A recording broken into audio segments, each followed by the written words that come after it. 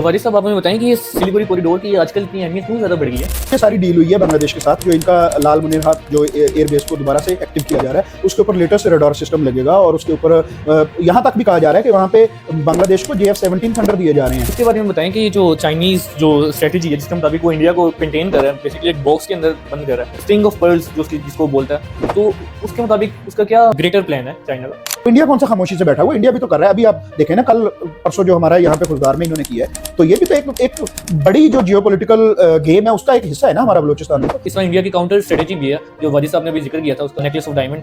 तो वो जिस तरह उन्होंने बताया कि नेकलेस ऑफ डायमंड तो बिखर गया ना, टोटली बिखर गया। तो आसियान कंट्री जिस तरह उन्होंने बताया कि वो कभी भी चाइना के खिलाफ आने का नहीं सोच सकती, वो तो साउथ चाइना सी पे अपना कंट्रोल नहीं ले पाई। जो बैलेंस और पावर है ना, वो झुक रहा है चाइना की तरफ, ठीक है ना। तो ये ग्लोबल होता है ना, मतलब देखें, एक ऑर्डर जो है वो गिर चुका है, जो ग्लोबल ऑर्डर था ना वो एक गिर चुका है। अभी इसको आप, इस सिचुएशन को आप डिसऑर्डर कह सकते हैं इस वक्त। हाँ, दूसरा ऑर्डर उठ रहा है, ठीक है। अस्सलाम वालेकुम viewers, welcome to N vlogs. हमारे साथ एनालिस्ट वारिस साहब मौजूद हैं। तो आज हम बेसिकली बात करने जाएंगे सिलीगुड़ी कॉरिडोर, जिसको इंडिया चिकन नेक भी कहा जाता है। सो ये बेसिकली एक 20 to 22 किलोमीटर की एक पट्टी है जो कि मेन लैंड इंडिया को उसकी 7 सिस्टर स्टेट्स के साथ जोड़ती है। तो इसकी सिग्निफिकेंस और इसकी जियो पॉलिटिक्स के ऊपर हम नज़र डालेंगे और वाजिद साहब से पूछेंगे कि इसकी क्या इंपॉर्टेंस है और इतनी आजकल के दिनों में इसकी इतनी इंपॉर्टेंस क्यों बढ़ गई है। सो अस्सलाम वालेकुम वाजिद साहब। वालेकुम अस्सलाम। क्या हाल चाल है? अल्हम्दुलिल्लाह जी, ठीक है। सो वारिस साहब, आप हमें बताएं कि ये सिलीगुड़ी कॉरिडोर की आजकल इतनी अहमियत क्यों ज़्यादा बढ़ गई है?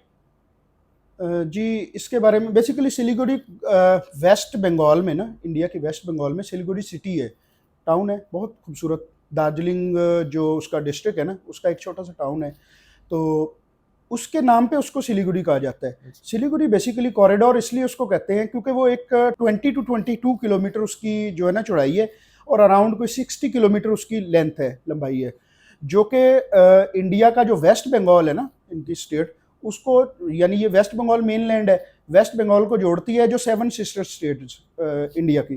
तो अब 7 सिस्टर स्टेट्स के बारे में आपको ये हमारे जो नाजरीन हैं उनको हम बता देते हैं कि 7 सिस्टर स्टेट्स बेसिकली क्या हैं। जो north eastern states of India हैं, जो इंडिया की नॉर्थ ईस्ट में आती हैं, वो 7 स्टेट्स हैं, 7 सिस्टर्स इसलिए उनको कहा जाता है। और वो बहुत सारे दूसरे बाकी मुल्कों के साथ वो बॉर्डर शेयर करती हैं इंडिया का, जिसमें भूटान है, जिसमें म्यांमार है, जिसमें बांग्लादेश है, जिसमें चाइना है, नेपाल भी है, इवन जो सिक्किम है वहाँ से नेपाल को भी उसका बॉर्डर क्रॉस होता है। तो अब इसलिए अहमियत इनकी ज़्यादा है आजकल, जो सिलीगुड़ी कॉरिडोर की, इसलिए बहुत ज़्यादा इंपॉर्टेंस इसकी बढ़ गई है, क्योंकि चाइना की एक डील हुई है बांग्लादेश के साथ। बांग्लादेश का जो रंगपुर डिवीज़न है ना, उनका जो रंगपुर डिवीज़न बेसिकली आता है उनके नॉर्थ में, नॉर्दर्न बांग्लादेश है वो वहाँ पे एक एयर बेस है, जो कि 1931 में वो एयर बेस बनाई गई थी, ब्रिटिश ने बनाई थी वो during the second world war. तो वो बनी थी एलाइड फोर्सेस के लिए, ठीक है, एक एडवांस जो एयर बेस होता है ना उसके लिए। अब उसकी तकरीबन इम्पोर्टेंस बिल्कुल ही ना होने के बराबर रही। फिर उसके बाद 1971 हो गया, तो 71 में जब बांग्लादेश बना, उसके बाद भी वो, क्योंकि बांग्लादेश में ऊपर नीचे इस तरह की गवर्नमेंट्स आती रहीं जो कि इंडियन इन्फ्लुएंस के अंदर थी, जिसमें हसीना वाजद की जो गवर्नमेंट काफ़ी देर रही वहाँ पे, तो उसको एक्टिव नहीं होने दिया, उस एयर बेस को एक्टिव ही नहीं होने दिया इंडिया ने। तो अपने इन्फ्लुएंस के ज़रिए मुख्तलिफ़ किस्म की डील्स की बांग्लादेशी गवर्नमेंट्स के साथ, ताकि कहीं ये उस जो इनकी एयर बेस है उसको ये इनको काउंटर करने के लिए, तो उसको वो एक्टिव ना कर लें। तो अब इनकी रिसेंटली जब से ये मोहम्मद यूनुस साहब जो हैं, इनकी गवर्नमेंट आई है ना बांग्लादेश में, एक समझ लें रजीम चेंज हुआ है, तो अब इसकी इंपॉर्टेंस इसलिए बढ़ गई है कि वो गए थे चाइना, तो लास्ट मार्च में, तो मार्च में इनकी ये डील हुई थी चाइना के साथ कि जो इनका बेसिकली वो लाल मुनिरहाट उसका नाम है एयर बेस का। तो दोबारा बताता चलूँ कि वो रंगपुर डिवीजन में है, जो कि नॉर्थ ऑफ बांग्लादेश है। जो लाल मुनिरहाट एयरबेस है ना, उसको दोबारा से फंक्शनल करने के लिए चाइना की डील हो गई है बांग्लादेश के साथ। उसमें कहीं ना कहीं देखें, इनके पास जो ये रॉ की रिपोर्ट्स आती हैं, वो अपने तौर पे उनकी जो इंटेलिजेंस एजेंसियाँ हैं वो भी रिपोर्ट कर रही होती हैं, वो ये कह रहे हैं कि इसमें पाकिस्तान की भी इन्वॉल्वमेंट है। तो इसके ऊपर जो उनकी जो इंटेलिजेंस एजेंसियाँ हैं वो इसके ऊपर बहुत ज़्यादा ववेला भी मचा रही हैं कि पाकिस्तान की इसमें इन्वॉल्वमेंट है। अब देखा जाए तो Bangladesh is a very sovereign country, ठीक है। हम्म। तो अब वो किसी भी एक आज़ाद मुल्क किसी भी दूसरे मुल्क के साथ कोई भी किसी भी किस्म का एग्रीमेंट कर सकता है अपनी किसी भी चीज़ की डेवलपमेंट के लिए। तो इसमें जो आप देखेंगे कि इंडियन मीडिया या इंडियन जितने भी एनालिस्ट हैं, क्योंकि वो बायस्ड हैं, हम पहले भी इसका जिक्र करते रहते हैं, वो इसको बहुत ज़्यादा मतलब नेगेटिव लेंस से देख रहे हैं इस पूरी डेवलपमेंट को। तो ये इसका सारा बैकग्राउंड है सिलीगुड़ी कॉरिडोर का। तो वारिस साहब हमें ये बताएं कि सेवन सिस्टर स्टेट्स की इतनी जियो पॉलिटिकली और जियोग्राफिकली इतनी वैल्यू क्यों है? अच्छा जी, इसका जो आप कह रहे हैं कि इसकी क्या इम्पोर्टेंस है सेवन सिस्टर स्टेट्स की, या इतनी इनकी सिग्निफिकेंस क्यों हो गई है, ये अभी से नहीं हुई। ये बेसिकली पहले से ही जो चाइना के अंदर ना, जो मॉडर्न चाइना है, इसमें जो चेयरमैन माओ की आइडियोलॉजी है ना, उसमें इन सेवन सिस्टर स्टेट्स को बेसिकली उन्होंने 5 फिंगर्स के साथ एक तशबीह दी हुई है कि जैसे एक हाथ जो है वो उंगलियों के बगैर कंप्लीट नहीं होता, तो इसी तरह चाइना जो है इन स्टेट्स के बगैर इनकम्प्लीट है। तो ये चाइनीज टेरेटरी है according to the ideology of chairman Mao. अब उसमें देखा जाए तो वो कल्चरली और रिलीजियसली वो चाइना से ज़्यादा करीब हैं ये सारी स्टेट्स। अब इन स्टेट्स में आप देख लेना, उसमें अरुणाचल प्रदेश है, मेघालय है, उसमें मिजोरम है, त्रिपुरा है, और उसमें एक वो और है, असम है, एग्जैक्टली। तो इनमें इवन सिक्किम भी उसी के साथ ही पड़ता है, ठीक है। तो इन स्टेट्स का अगर आप देखा जाए जो इनका कल्चर है ना, कल्चरली, तो ये चाइना के ज़्यादा करीब है। इनका देखें, मोस्टली इनके अंदर जो रिलीजन है वो बुद्धिज़्म है, ठीक है, और उनका रहन सहन, उनका कल्चर चाइनीज़ कल्चर से ज़्यादा मिलता है, ठीक है।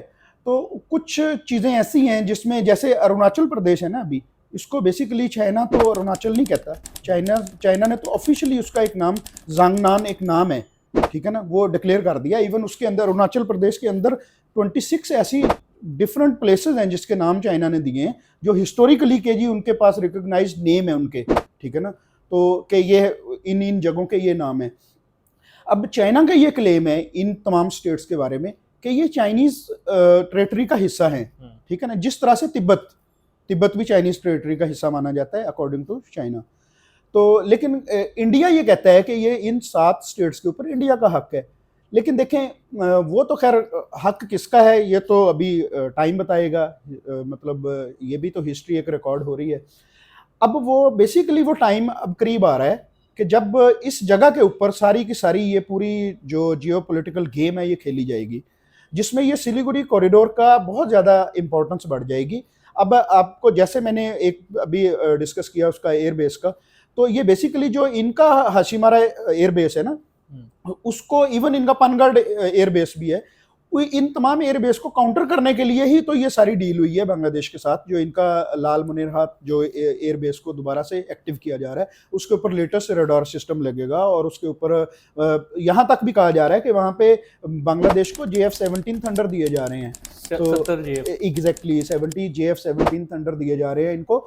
तो ये उन्हीं उस चीज़ को काउंटर करने के लिए, क्योंकि वो आप एक अंदाज़ा करें कि ये जो लाल मुनीरहाट एयरबेस है ना, जिसके बारे में डील की बात हो रही है, ये 135 किलोमीटर दूर है इस सिलीगुड़ी कॉरिडोर से, यानी बिल्कुल सर के ऊपर है ये।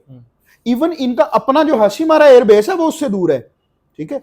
और ये मेनलैंड जो इंडिया है ना, उससे सिर्फ कोई 20 या 25 किलोमीटर बनता है, जहां जितनी दूर बनता है ये उससे।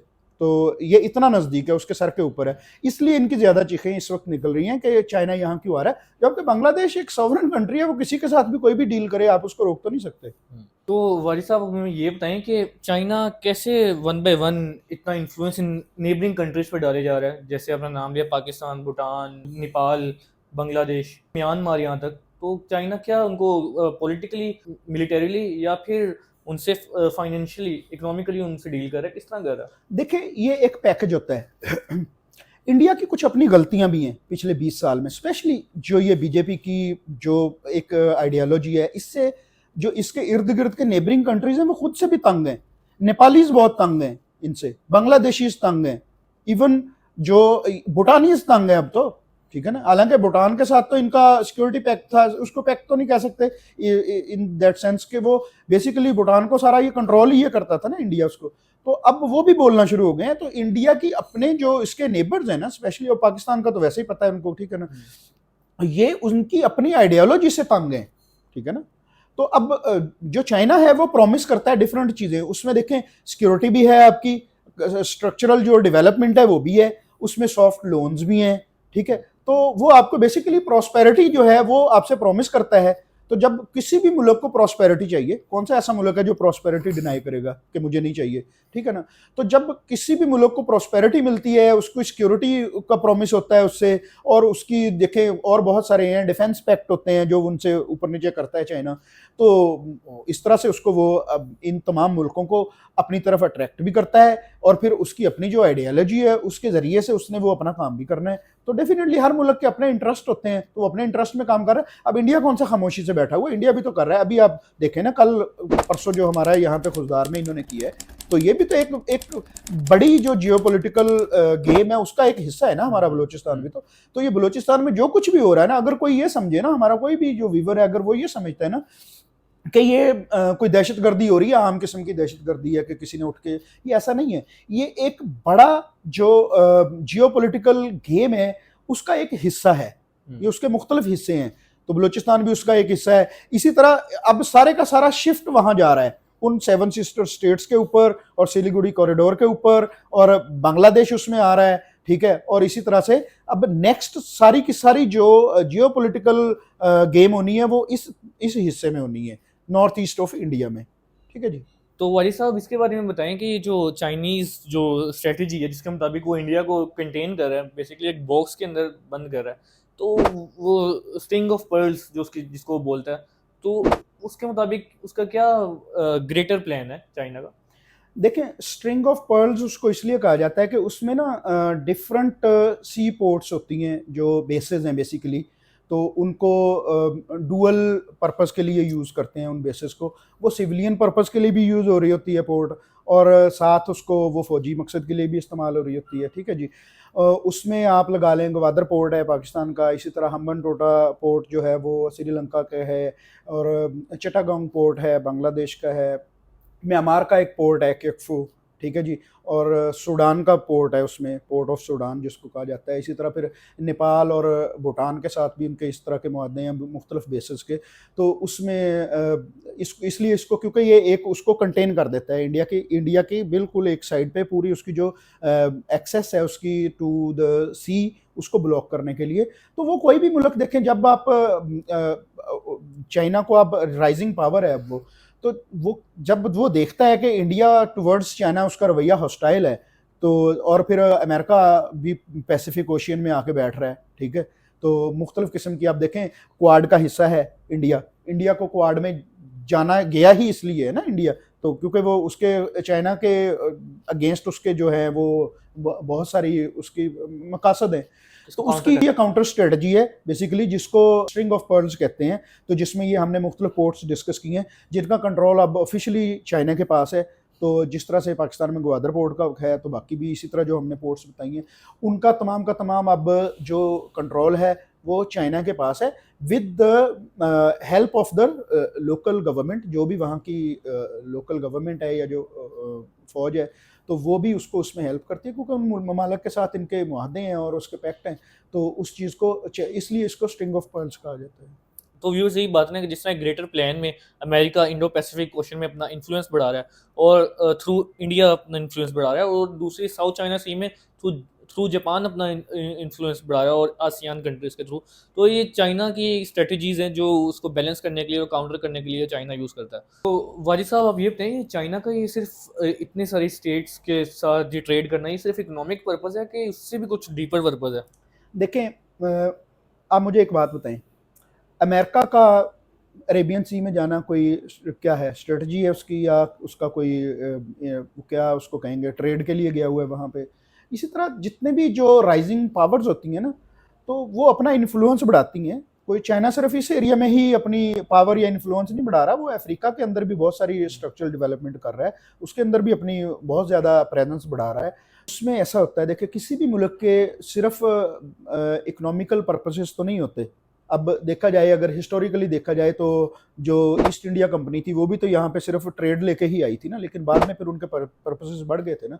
तो किसी भी मुल्क की वो मुख्तलिफ किस्म की स्ट्रेटजी होती है, वो अपने डिफेंस को भी देख रहा होता है, और फिर अगर उनके देखे चाइना के एज सच अभी तक कोई हॉस्टाइल कोई पर्पसेस नहीं है अपने नेबर्स की तरफ, ठीक है, लेकिन फिर भी क्योंकि चाइना को अपना भी तो डिफेंस देखना है, तो अब उसके दो किस्म के मकासद हो सकते हैं इस सारी जो आप हम डिस्कस कर रहे हैं। ट्रेड और जो बाकी चीज़ें हैं ये तो उसकी लाइफ लाइन है, ठीक है, इसको भी उसने सिक्योर करना है, और उसके फौजी मकासद भी तो है ना कि ताकि उसको भी तो कोई डिस्टेबलाइज ना कर दे, ठीक है। अब अगर देखें इन्होंने क्वाड बनाया है, क्वाड में बहुत सारे 3 4 5 मुल्क हैं इस तरह के, तो उसमें इंडिया को स्पेशली रखा गया है, तो इंडो पैसिफिक ओशियन को में आपको पता है ना कि चाइना की बहुत ज़्यादा प्रेजेंस है, तो बेसिकली उसको काउंटर करने के लिए, ठीक है ना, तो चाइना की स्ट्रेटजी है जो भी कुछ ये क्वाड वाले कर रहे हैं ना, तो उसको काउंटर करने के लिए चाइना की स्ट्रेटजी है ये। तो वाजिद साहब ये बताएं आप हमें कि सिलीगुड़ी कॉरिडोर जिस तरह चाइना एक्टिवली काम कर रहा है, तो इंडिया इसको काउंटर करने के लिए इंडिया की क्या स्ट्रेटजीज हैं, वो क्या कर रहा है? देखें, इंडिया के पास एज सच स्ट्रेटजी तो है डेफिनेटली, लेकिन कुछ चीज़ें ऐसी हैं जिसके ऊपर वो अमल नहीं हो सकता। उसमें एक चीज़ इनकी ये भी थी कि अगर सिलीगुड़ी कॉरिडोर से प्रेशर हटाने के लिए हम जो इनका चिटागोंग हिल ट्रैक था ना, तो वो एरिया हम बांग्लादेश से ले लें।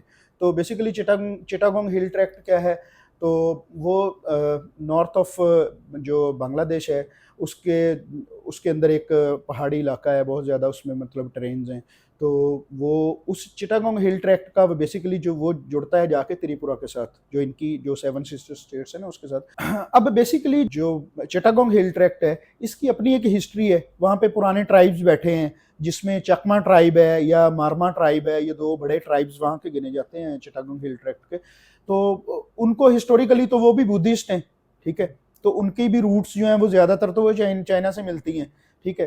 तो कोशिश इन्होंने पूरी की है कि हम किसी तरीके से वो चिटागोंग हिल ट्रैक्ट इनसे ले लें, तो उसमें भी ये कामयाब नहीं हो सके। तो अब तो वैसे ही चाइना अगर वहाँ पे जाके उसमें लाल मुनिरहा एयरबेस पे बैठ जाता है और काउंटर स्ट्रेटजी बन गई है उनकी, तो अब तो ये बिल्कुल भी नहीं ये ले सकेंगे चिटागोंग हिल ट्रैक्ट, अब तो ये काबिल अमल ही नहीं रहा इनके लिए। हाँ, ये अपने व्यूज़ में इस तरह से इनके अपने जो उसमें रिपोर्ट्स होती हैं उसमें ये चीज़ का जिक्र करते रहते हैं इंडियन, बट ये ले नहीं पाएंगे उनसे, ठीक है ना। इस तरह से तो इन्होंने जब ये अभी 6 और 7 मई को जो पाकिस्तान के ऊपर जो इन्होंने अटैक किया है, तो उस वक्त भी ये यही कह रहे थे ना कि हमने लाहौर को फतह कर लिया, हमारे जो हमने इस्लामाबाद भी ले लिया, हम बलूचिस्तान में भी चले गए। तो ये इनका मीडिया बड़ा अजीबोगरीब किस्म का मीडिया है, ठीक है ना, ये अपनी एक मतलब फैंटेसी वर्ल्ड में रहते हैं। तो इस तरह से ये चिटागोंग हिल ट्रैक के बारे में भी चीज़ें फैलाते रहते हैं कि ये हम इससे बांग्लादेश से ले लेंगे, तो अब वो वाला बांग्लादेश भी नहीं है, ठीक है। तो वहाँ पे एक सॉलिड किस्म की जेन्युइन जो रिप्रेजेंटेटिव गवर्नमेंट है अवाम की, तो वो बैठ गई आके, ठीक है ना। तो वो अब अपने मुल्क के इंटरेस्ट में काम कर रहे हैं, और इनको अब आप देखेंगे अभी चाइनीज जो इसमें इंडियन मीडिया में इसका बहुत ज़्यादा तज़किरा भी हो रहा है कि जी चाइना के साथ ये क्यों इन्होंने ये डील कर ली है, तो इस एयरबेस के लिए, तो वो डेफिनेटली वो कर सकते हैं, वो किसी जब इसी तरह इंडिया की बहुत सारे मुल्कों के साथ है, तो उसके ऊपर कोई दूसरा कैसे रिएक्ट कर सकते हैं। तो वो तो ठीक है वाजिद साहब, जैसे आपने बताया चाइना किस तरह एक्टिवली इसमें इन्वॉल्व है और इंडिया इसका काउंटर स्ट्रेटजीज को अप्लाई करने की कोशिश कर रहा है। इस सारी सिचुएशन में इंडिया जो अमेरिका का नॉन नेटो अलाई है, अगर चाइना इतनी एक्टिवली काम कर रहा है तो ये अमेरिका के लिए भी खतरे से खाली नहीं है, तो अमेरिका इसके लिए क्या सोच रहा है? देखें, अमेरिकन की कभी भी एक स्ट्रेटजी सिंपल सीधी एक टुवर्ड्स वन कंट्री नहीं होती, ठीक है। तो इंडिया इसको रीड नहीं कर पा रहा। अमेरिका के तो बहुत अच्छे और सारे जो है ना एग्रीमेंट्स अब चाइना के साथ दोबारा से भी हो गए हैं उनकी। अभी कुछ दिन पहले आपने ट्रेड वॉर देखी थी किस तरह से चल रही, अभी वो ट्रेड वॉर खत्म होगी ना, ठीक है। उन देखें, चाइना एक ऐसा मुल्क नहीं है जिसको कोई भी इग्नोर कर सके, कोई भी मुल्क उसको इग्नोर नहीं कर सकता। अब जो बैलेंस और पावर है ना वो झुक रहा है चाइना की तरफ, ठीक है ना। तो ये ग्लोबल होता है ना, मतलब देखें, एक ऑर्डर जो है वो गिर चुका है, जो ग्लोबल ऑर्डर था ना वो एक गिर चुका है। अभी इसको आप इस सिचुएशन को आप डिसऑर्डर कह सकते हैं इस वक्त। हाँ, दूसरा ऑर्डर उठ रहा है, ठीक है, दूसरा ऑर्डर उठ रहा है। अब उसने जब दूसरा ऑर्डर बन रहा है तो उसमें बहुत सारी चीज़ें ऐसी होती हैं। अब अमेरिका को भी नज़र आ रहा है कि देखें अमेरिका ने इनके ऊपर बहुत ज़्यादा इन्हिसार किया पहले इंडिया के ऊपर, तो लेकिन ये जो कुछ भी हुआ ना 4-5 दिन का पाकिस्तान के साथ जो मारका था, इसमें उनको भी समझ आ गई। आपने देखा नहीं ये जो प्रेसिडेंट ट्रंप है वो ऊपर नीचे किस तरह से पाकिस्तान की तारीफें कर रहे हैं, they are intelligent people, they are, मतलब अब देखिए ज़रा इस चीज़ को। तो इसकी भी रीज़न यही होती है, इसकी रीज़न ये है कि हमने करके दिखाया और उनको भी पता है कि इनके साथ इनके कौन खड़ा हुआ है, इनके दोस्त कौन है इस खित्ते के अंदर, तो इनके एलाइज कौन है। तो इस वजह से आप ये नहीं कह सकते कि अमेरिका सिंपली सीधा जाके वो इंडिया के साथ खड़ा हो जाएगा, तो उसके नहीं, ऐसा नहीं होगा। अब चाइना को कोई इग्नोर थोड़ी ना कर जाएगा, ठीक है, उसकी चाइना का बिल्कुल वो गेटवे है, दरवाजा है उसका, तो उसको चाइना की मर्जी के बगैर यहाँ पे कोई भी चेंजिंग नहीं आएगी अब, ठीक है, तो उसकी मर्जी से आएगा, जो उसकी मर्जी से चेंज होगा जो भी होगा। तो वो तो आपकी बात बिल्कुल लॉजिकल है कि जिस तरह से पाकिस्तान के साथ इंडिया कॉन्फ्लिक्ट हुआ तो अमेरिका वहाँ पे डायरेक्टली नहीं आया, हालांकि इंडिया उसका नॉन नेटो एलाय है। और यूक्रेन और वो रशिया में जो चल रहा है, अमेरिका डायरेक्टली रशिया के खिलाफ नहीं गया, तो इसी तरह चाइना के खिलाफ भी अमेरिका डायरेक्टली नहीं आएगा। एग्जैक्टली। तो वाजिद साहब आप ये ज़रा बताएं कि जिस तरह टेंशन्स बढ़ रही हैं बॉर्डर पे चाइना और इंडिया के, तो ये टेंशन एस्केलेट करना भी अच्छा नहीं है, क्योंकि दोनों एक बहुत बड़ी मिलिट्री माइट है, तो इसका फिर क्या आगे हम देखते हैं फ्यूचर में। देखें, कन्वेंशनल वॉर के अंदर ऐसे नहीं होता कि एकदम से ये, क्योंकि वो भी न्यूक्लियर पावर है तो वो भी न्यूक्लियर पावर है, तो वो न्यूक्लियर पे बात नहीं जाती होती। और ये कन्वेंशनल वॉर के अंदर अगर किसी को डिफीट होती है तो फिर उसके बाद न्यूक्लियर की बारी आती होती है। अब चाइना के साथ ये नहीं लड़ पाएंगे, उसकी वजह है, उसकी रीज़न है। देखिए, चाइना सिंपल जो कन्वेंशनल वॉर है उसको बहुत आगे ले गया है उस चीज़ को।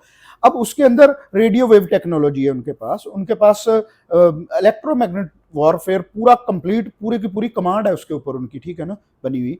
तो अब उसका थोड़ा सा आपने झलक देखी है 6th और 7th की नाइट में, ठीक है ना, किस तरह से उन्होंने उसकी तमाम के तमाम रेडियो सिग्नल जैम किए। अब ये पूरी टेक्नोलॉजी उनके पास है। अब जिस तरह से इसको आप कहेंगे कि एक और चीज़ इसमें आप कह सकते हैं कि जो एयरबोर्न अर्ली वार्निंग सिस्टम होता है, ठीक है, ये भी तो चाइना पाकिस्तान को दिया हुआ है ना, तो इस तरह से बांग्लादेश में भी तो लगाने जा रहा है ना ये उस एयरबेस के ऊपर। उसका मकसद ये है कि देखें, हाशिमारा एयरबेस से जिस वक्त इनका राफेल उड़े तो उसकी उसी वक्त जानकारी जो भी है मालूमात वो इनके पास वहाँ लाल मुनिरहाट में इनके पास इनको पहुंच जाए कि ये यहाँ से राफेल उड़ रहा है इनका और किधर के जा रहा है, ठीक है ना, कहाँ पे अटैक करने लगे, तो ताकि उसकी काउंटर स्ट्रेटजी इन्होंने बनाई हुई होगी।